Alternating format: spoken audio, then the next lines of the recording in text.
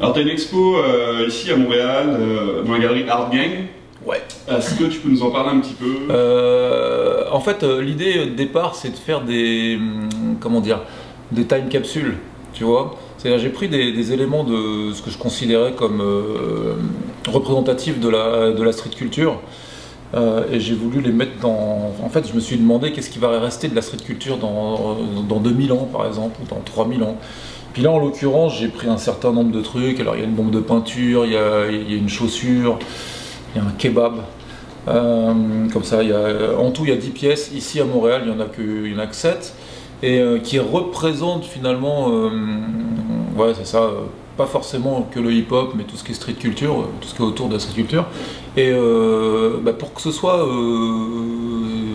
ouais, pour qu'un archéologue dans le futur puisse retrouver ça, puisse dire tiens, ça c'est un élément représentatif de cette culture-là. Voilà. Okay. Je trouvais ça important. Je trouvais ça rigolo de le faire. Évidemment, la meilleure façon, ça aurait été de les enterrer et de laisser un archéologue les retrouver dans 2000 ans. Mais là, en l'occurrence, c'est quand même pour une expo. Voilà, j'ai un mécène qui bosse avec moi sur ce projet-là, qui s'appelle Esquisse. D'accord. Voilà, c'est grâce à eux que j'ai pu mener le projet, parce qu'en fait, l'inclusion dans la résine, c'est quelque chose qui coûte super cher. Je ne vais pas te donner des tarots, mais si tu es obligé de faire un emprunt Cofidis, si tu as envie de faire 10 pièces comme ça, quoi. Sauf si tu as quelqu'un derrière toi qui veut bien t'aider à financer le projet. Donc. Et au-delà des time capsules dont tu viens de nous parler, il y a également des toiles inspirées de ton expérience ici à Montréal et plus largement au Québec. Alors, tout à fait. En fait, cette expo, c'est une expo collective. Donc, il y a mes time capsules d'un côté. Il y a des toiles de plusieurs autres artistes, notamment quelques Québécois, Ster, entre autres, Miss Me, et des Français, en fait, des mecs qui faisaient partie de mon groupe à l'époque, des PCP. Il y a Popeye, numéro 6, qui m'ont fait l'honneur de me donner des pièces. Il y a aussi Chug, il y a Jean Labourdette. Voilà, des gens comme ça qui, eux, vivent à Montréal depuis quelques années. D'accord. Mais, et puis à côté de ça, moi, effectivement, j'ai aussi présenté des toiles. Moi, mon travail, en fait, en tant que peintre ici, comme d'hab, je m'inspire de mon vécu. Et toutes les toiles que je fais sont le reflet de ce que je ressens ici, quoi. Donc c'est pour ça que j'ai fait une toile sur le quartier d'Hochelaga. Entre autres, j'ai fait une toile sur la faune canadienne. J'ai fait un truc sur les tuyaux de gaz là, que tu vois partout dans les arrières-ruelles là, de Montréal, parce que je trouvais que c'était super graphique, super organique, et que ça m'intéressait de montrer ça. Enfin, c'est mon œil en fait, quoi. Ces tuyaux-là, je les prenais en photo au début, puis je me suis dit un jour, faut que j'en fasse quelque chose de plus personnel, de plus graphique. Ok. Tu nous parlais d'autres artistes québécois avec lesquels tu collabores, ou en tout cas avec lesquels tu exposes, Art Gang jusqu'au 7 août. J'ai l'impression qu'il y a un côté encore très neuf ici sur la scène graffiti et street artist, même si j'aime pas beaucoup ce terme. Il y a un côté quasiment Zulu. J'ai l'impression que toutes les équipes se connaissent, qu'il y a vraiment une bonne mentalité, une bonne vibe. Est-ce que c'est ce que tu ressens aussi? Comment tu perçois un petit peu la scène ici? Bah écoute, j'ai pas rencontré loin de là tous les graffiti artistes, mais bon, Axe, Ster, entre autres, quoi. En fait, ça me fait penser effectivement au tout début du graffiti en France dans les années 80. C'est-à-dire que c'est vraiment naissant, ça a moins de 10 ans ici. Et puis il y a vraiment que le côté artistique, quoi. Tu ressens pas effectivement les guéguerres qu'il peut y avoir, c'est pas le même contexte aussi.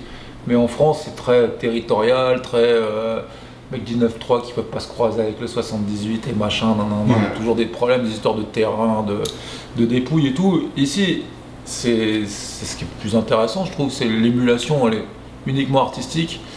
C'est un peu d'ailleurs la définition du hip-hop au départ, quoi, tu vois, c'est le côté évidemment compétitif, parce que les mecs ils se tirent la bourre et tout, mais dans la bonne humeur, quoi. C'est sain comme climat, quoi. Ouais, ça m'a l'air plutôt sain. Ok, alors on va sortir un petit peu du hip-hop et on va parler un petit peu des Cassos, qui est pour moi c'est quasiment punk trash. On voit donc des héros des dessins animés de notre enfance complètement arrachés, soit en redescente de Taz, soit complètement bourrés en train de maltraiter Nicolas Pimprenel. Alors je sais que t'es pas tout seul sur le projet, mais qu'est-ce qui Ouais, Qu'est-ce qui t'a fait créer ça? ce qui a motivé les Cassos, alors ouais, effectivement, c'est pas strictement hip-hop. C'est pas aussi hip-hop que la Scarlett est. Ça s'adresse à un plus large public et à la fois peut-être un public plus jeune aussi, parce que autant tu peux avoir des références de trucs de ma génération comme Casimir, Nounours, Inspecteur Gadget, mais t'as aussi à côté de ça les Pokémon, la Reine des Neiges, etc. Et en fait, l'idée c'était vraiment un gros défouloir, quoi, tu vois, truc pour se foutre de la gueule de tout ce qui était la culture dessin animé, fiction, parce que ça va au-delà du dessin animé, hein, t'as aussi des personnages de fiction comme il y a Vin Diesel notamment qui fait une apparition assez remarquée. Ou Charles Ingalls. Et ouais, c'est de démolir un peu tout ça. La série c'est la série qui démolit ton enfance. C'est exactement ça, quoi. C'est le côté tous ces trucs qui nous ont fait soit triper, soit qu'on détestait quand on était jeune. On a eu envie un peu de les malmener et puis d'en faire autre chose. Et en même temps, ça parle aussi ça parle de sujets réels, parce que les Cassos, personnages qui se retrouvent face à une assistante sociale avec des réels problèmes. Ça peut être la prison, ça peut être la précarité, des histoires de racisme, de violence, on aborde des sujets quand même, si tu veux. Mais évidemment, on n'est pas là pour passer vraiment des messages, on est surtout là pour rentrer dans l'art, quoi. Je pense que ça c'est réussi, puis on a une bonne équipe, un très bon casting de voix, et voilà. Ok, en parallèle tu roules, tu as créé il y a quelques temps le Left Hand Crew avec Eric Salch et Bert Edouane. Tout à fait. À part le fait d'être gaucher, qu'est-ce qui vous réunit? Et est-ce qu'il y a des projets passés ou à venir? Alors en fait c'est ça. Le Left Hand Crew ça a été créé parce que oui on a souvent travaillé ensemble ou eu des projets ensemble.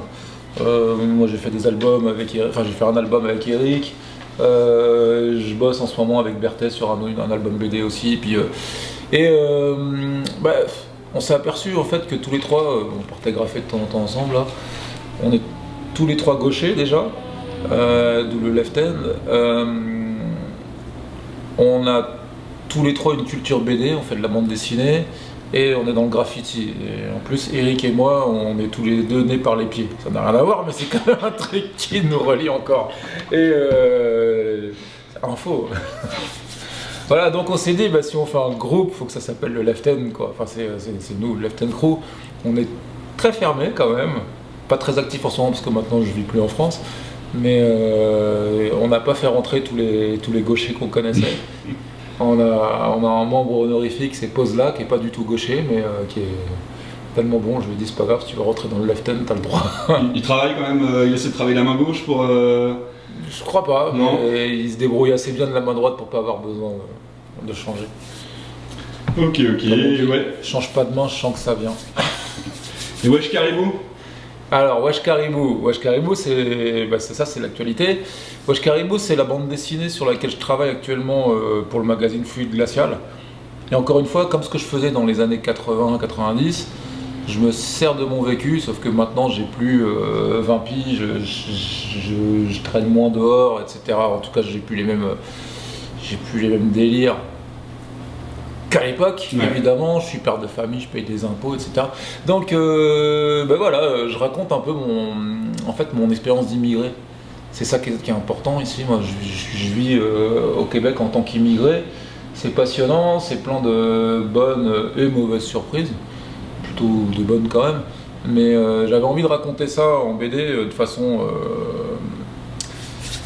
façon marrante, quoi, avec un second degré assumé évidemment, mais tous les petits désagréments qu'il peut y avoir à vivre dans un autre pays quand tu viens d'ailleurs, avec l'accueil qu'on peut te réserver, avec les choses que tu peux découvrir, de tous les quiproquos, les différences culturelles, etc. Voilà. Ok. Merci Diablo. Est-ce que tu as éventuellement un blog ou un site sur lequel on peut suivre ton actu? J'ai mon Tumblr sur lequel tu peux voir mes toiles. C'est www.elfunkydiablo.tumblr.com. Ok. Voilà. Et vu que je sais que tu adores ça, je vais te demander un petit mot de la fin. Il n'y a pas de fin. Merci. Je t'en prie.